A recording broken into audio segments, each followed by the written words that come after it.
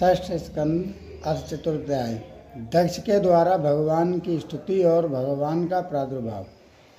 राजा परीक्षित ने पूछा, भगवान आपके संक्षेप से तीसरे स्कंद में इस बात का वर्णन किया कि श्यामभू मनमंत्र में देवता, असुर, मनुष्य, सर्प और पशु पक्षी आदि की सृष्टि कैसे हुई। अब मैं उसी का विस्तार जानना चाहता हूँ। प्राकृतिक आदि कारणों के भी परम कारण भगवान अपनी जिस शक्ति से जिस प्रकार उसकी बाद की सृष्टि करते हैं उसे जानने की मेरी इच्छा है। सूत जी कहते हैं, शौनक आदि ऋषियों, परम योगी व्यासनंदन श्री सुखदेव जी ने राजऋषि परीक्षित का ये सुंदर प्रश्न सुनकर उनका अभिनंदन किया और इस प्रकार कहा। श्री सुखदेव जी ने कहा, राजन, प्राचीन भारत के 10 लड़के जिनका नाम प्रचेता था, जब समुद्र से बाहर निकले तब उन्होंने देखा कि हमारे पिता के निवृत्त प्राण हो जाने से सारी पृथ्वी पेड़ों से घिर गई है। उन्हें वृक्षों पर बड़ा क्रोध आया। उनके तपोबल ने तो मानो क्रोध की अग्नि में आहुति ही डाल दी। बस उन्हीं ने वृक्ष को जला डालने के लिए अपने मुख से वायु और अग्नि की सृष्टि की। परीक्षित, जब प्रेतताओं की छोड़ी हुई अग्नि और वायु उन वृक्षों को जलाने लगी तब वृक्षों के राज ऋदाज चंद्रमा ने उनका क्रोध शांत करते हुए इस प्रकार कहा, महाभाग प्रचेताओं, ये वृक्ष बड़े दीन हैं। आप लोग इनसे द्रोह मत कीजिए, क्योंकि आप तो प्रजा के अभिवृद्धि करना चाहते हैं और सभी जानते हैं कि आप प्रजापति हैं। महात्मा प्रचेताओं प्रजापतियों के आधिपति अविनाशी हैं। भगवान श्री हरि ने समर्पण संपूर्ण वनस्पतियों और औषधियों के राजा के प्रजा के हितार्थ उनके खान पान के लिए बनाया है।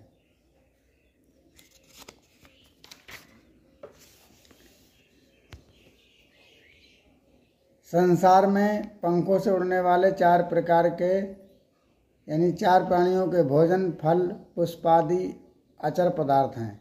पैर से चलने वालों के लिए घास, तृणादि बिना पैर वाले पदार्थ भोजन है। हाथ वालों के वृक्ष, लता आदि बिना हाथ वालों और 2 पैर वाले मनुष्यों के लिए धान, गेहूँ आदि अन्न भोजन है। 4 पैर वाले बैल, ऊँट आदि खेती प्रभृति के द्वारा अन्न की उत्पत्तियों में सहायक हैं। निष्पाप प्रचेताओं, आपके पिता और देवादिदेव भगवान ने आप लोगों को यह आदेश दिया कि प्रजा की सृष्टि करो। ऐसी स्थिति में आप वृक्षों को जला डालें, ये कैसे हो सकता है। आप लोग अपना क्रोध शांत करें और अपने माता पिता, पितामह, प्रपितामह आदि के द्वारा सेवित सत्पुरुषों के मार्ग का अनुसरण करें। जैसे माँ बाप बालकों की, पलके नेत्रों की, पति पत्नी की, गृहस्थ भिक्षुओं की और ज्ञानी अज्ञानियों की रक्षा करते हैं और उनका हित चाहते हैं, वैसे ही प्रजा की रक्षा और हित का उत्तरदायी राजा होता है। प्रचेताओं, समस्त प्राणियों के हृदय में सर्वशक्तिमान भगवान आत्मा के स्वरूप में विराजमान है।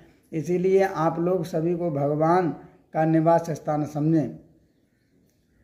यदि आप ऐसा करेंगे तो भगवान को प्रसन्न कर लेंगे। जो पुरुष हृदय से उबलते हुए भयंकर क्रोध को आत्म विचार के द्वारा शरीर में ही शांत कर लेता है, बाहर नहीं निकलने देता, वो काल चक्र से तीनों गुणों पर विजय प्राप्त कर लेता है। प्रचेताओं, इन दीनहीन वृक्षों को न जलाइए, जो कुछ बच रहे हैं उनकी रक्षा कीजिए।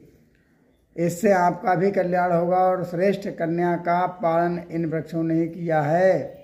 इसे आप लोग पत्नी के रूप में स्वीकार कीजिए। परीक्षित, वनस्पतियों के राजा चंद्रमा ने प्रचेताओं को इस प्रकार समझा बुझाकर उन्हें प्रलोचना अप्सरा की सुंदरी कन्या दे दी और वहाँ से वो चले गए। प्रचेताओं ने धर्मानुसार उनका पार ग्रहण किया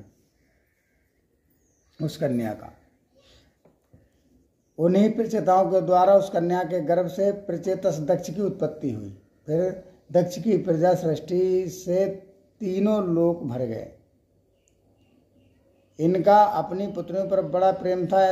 इन्होंने जिस प्रकार अपने संकल्प और वीर से विविध प्राणियों की सृष्टि की वो मैं तुम्हें सुनाता हूँ, तुम सावधान होकर सुनो। परिषद पहले प्रजापति दक्ष ने जल थल और आकाश में रहने वाले देवता, असुर एवं मनुष्य आदि प्रजा की सृष्टि अपने संकल्प से ही की। जब उन्होंने देखा कि वो सृष्टि बढ़ नहीं रही है, तब उन्होंने विंध्याचल के निकट पर्वतों पर जाकर बड़ी घोर तपस्या की। वहाँ एक अत्यंत श्रेष्ठ तीर्थ है, उसका नाम है अघमर्षण। अघमर्षण वो सारे पापों को धो बहाता है।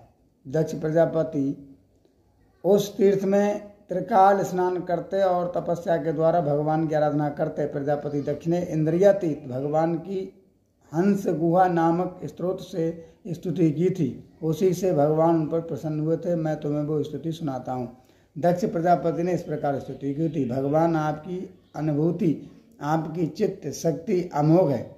आप जीव और प्रकृति से परे उनके नियंता और उन्हें सत्ता स्फूर्ति देने वाले। जिन जीवों ने त्रिगुणामयी सृष्टि के वास्तविक सत्य समझ रखा है, वे आपके स्वरूप का साक्षात्कार नहीं कर सके हैं, क्योंकि आप तक किसी भी प्रमाण की पहुंच नहीं है। आपकी कोई अवधि और कोई सीमा नहीं है। आप स्वयं प्रकाश और परात्पर हैं। मैं आपको नमस्कार करता हूँ। यूँ तो जीव और ईश्वर एक दूसरे के सखा हैं तथा ऐसे शरीर में इकट्ठे ही निवास करते हैं, परंतु जीव सर्वशक्तिमान आपके साख भाव को नहीं जानता। ठीक वैसे ही जैसे रूप, रस, गंध आदि विषय अपने प्रकाशित करने वाले नेत्र, घ्राण आदि इंद्रवृत्तियों को नहीं जानते, क्योंकि आप जीव और जगत के दृष्टा हैं और दृष्टा जो होता है वो दृश्य नहीं है। महेश्वर, मैं आपको आपके श्री चरणों में नमस्कार करता हूँ।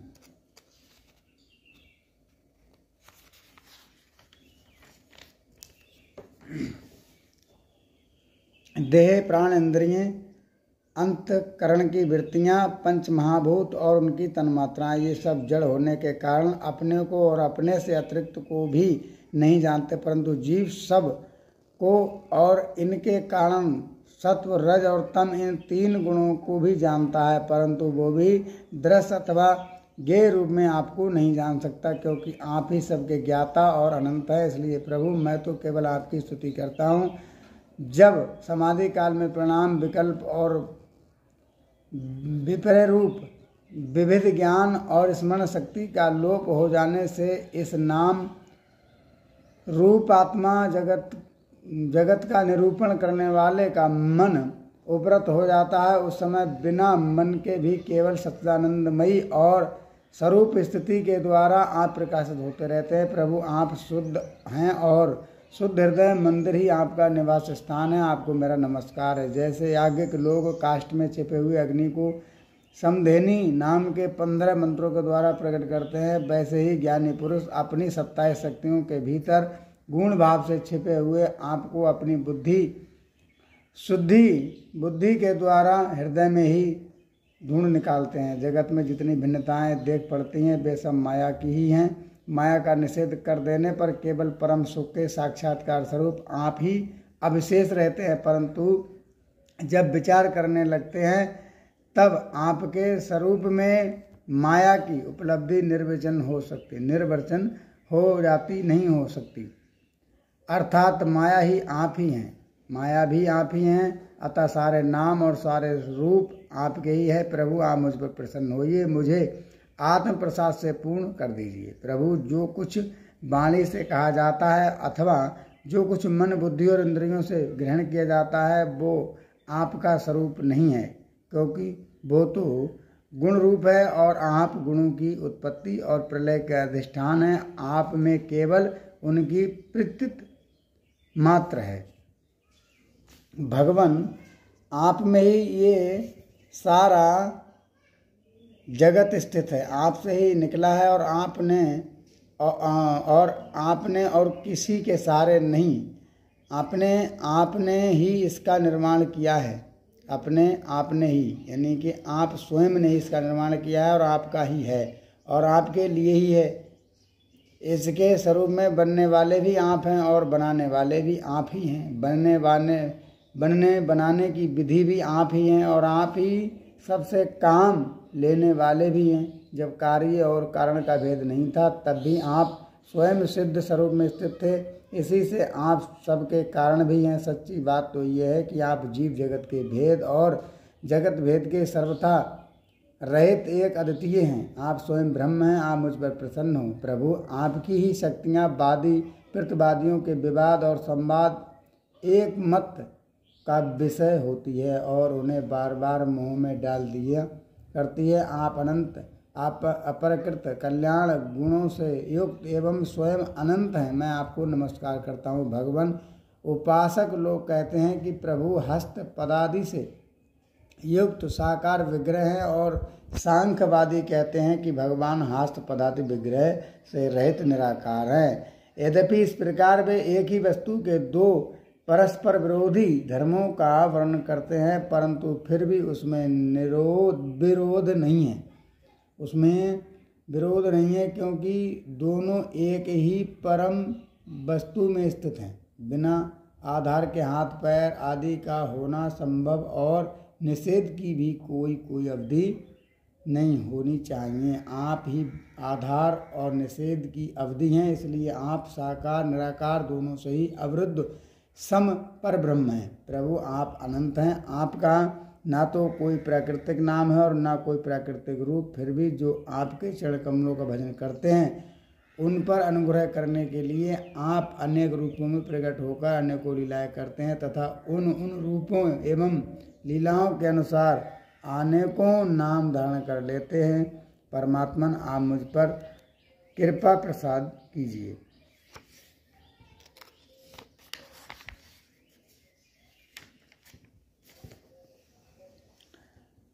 लोगों की उपासनाएं प्राय साधारण कोटि की होती हैं अतः आप सबके हृदय में रहकर उनकी भावना के अनुसार भिन्न भिन्न देवताओं के स्वरूप में प्रतीत होते रहते हैं। वैसे ही जैसे हवा गंध का आश्रय लेकर सुगंधित प्रतीत होती है परंतु वास्तव में सुगंधित होती नहीं है, ऐसे सबके भावनाओं का अनुसरण करने वाले प्रभु मेरी अभिलाषा पूर्ण करें। श्री सुखदेव जी कहते हैं, परीक्षित विंध्याचल के अगम शरण तीर्थ में जब प्रजापति दक्ष ने इस प्रकार स्तुति की तब भक्त वत्सल भगवान उनके सामने प्रकट हुए। उस समय भगवान गरुड़ के कंधों पर चढ़ रखे हुए थे। विशाल एवं हष्टपुष्ट 8 भुजाएं थी। उनमें चक्र शंख तलवार ढाल बाण धनुष पास और गदा धारण किए हुए थे।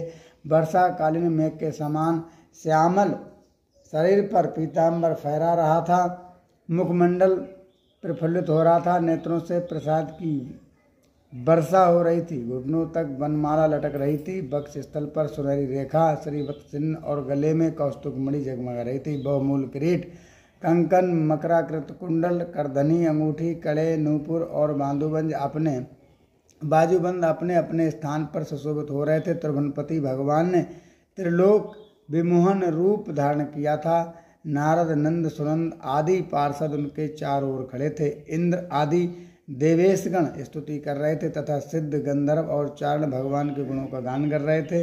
ये अत्यंत आश्चर्यमय और अलौकिक रूप देखकर दक्ष प्रजापति को सहम गए।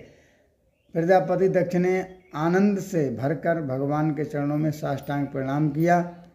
जैसे झरने के जल से नदियां भर जाती हैं वैसे ही परमानंद के उद्रेक से उनके एक एक इंद्रिय भर गई और आनंद परवश हो जाने के कारण वे कुछ भी बोल ना सके। परीक्षित प्रजापति दक्ष अत्यंत नम्रता से झुककर भगवान के सामने खड़े हो गए। भगवान सबके हृदय की बात जानते ही हैं। उन्होंने दक्ष प्रजापति की भक्ति और प्रजावृद्धि की कामना देकर उनसे यूं कहा। भगवान कहते हैं, दक्ष प्रजापति से भगवान बोले, परम कल्याण भगवान दक्ष, अब तुम्हारी तपस्या सिद्ध हो गई क्योंकि मुझ पर श्रद्धा रखने से तुम्हारे हृदय में मेरे प्रति परम प्रेम भाव का उदय हो गया है। प्रजापते तुमने इस विश्व की वृद्धि के लिए तपस्या की है, इसलिए मैं तुम पर प्रसन्न हूँ क्योंकि ये मेरी इच्छा है कि जगत के समस्त प्राणी अवृद्ध और समृद्ध हों। ब्रह्मा शंकर तुम्हारे जैसे प्रजापति श्याम भगु मनु आदि मनु तथा इंद्रेश्वर देवेश्वर ये सब मेरी विभूतियाँ हैं और सभी प्राणियों की अभिवृद्धि करने वाले हैं। ब्राह्मण तपस्या मेरा हृदय है, मेरा शरीर है, कर्म आकृतिक है, ये यज्ञ मेरा अंग है, धर्म मन है और देवता मेरा प्राण है। ये सब सृष्टि नहीं थी, तब केवल मैं ही था और वो भी निष्क्रिय रूप से, बाहर भीतर कहीं भी और कुछ ना था। ना तो कोई दृष्टा था और ना कोई दृश्य, मैं केवल ज्ञान स्वरूप और अव्यक्त था, ऐसा समझ लो। मानो सब और सुसुप्त ही सुसुप्त छा रही थी। प्रिय दक्ष, मैं अनंत गुणों का आधार एवं स्वयं अनंत हूँ। जब गुणमयी माया के क्षोभ से ये ब्रह्मांड शरीर प्रकट हुआ, तब इसमें अयोनिज आदि पुरुष ब्रह्मा उत्पन्न हुए। जब मैंने उनमें शक्ति और चेतना का संचार किया, तब देव श्रोमणि ब्रह्मा सृष्टि करने के लिए उगत हुए, परंतु उन्होंने अपने को सृष्टि कार्य में असमर्थ सा पाया। उस समय मैंने उन्हें आज्ञा दी कि तप करो। तब उन्होंने घोर तपस्या की और उस तपस्या के प्रभाव से पहले तुम 9 प्रजापतियों की सृष्टि की।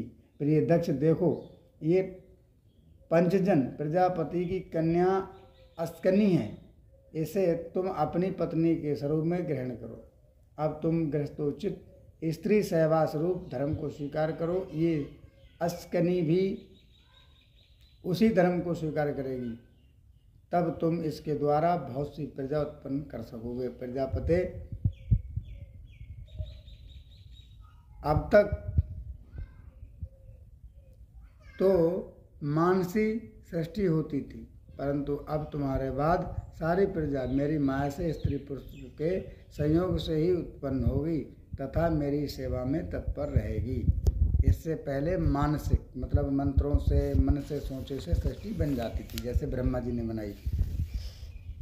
सुखदेव जी कहते हैं, विश्व के जीवनदाता भगवान श्री हरि ये कहकर दक्ष के सामने ही इस प्रकार अंतर्ध्यान हो गए, जैसे सपने में देखी हुई वस्तु सपन टूटते ही लुप्त हो जाती है। बोली कृष्ण भगवान की जय। श्रीमद् भागवत महापुराण की जय।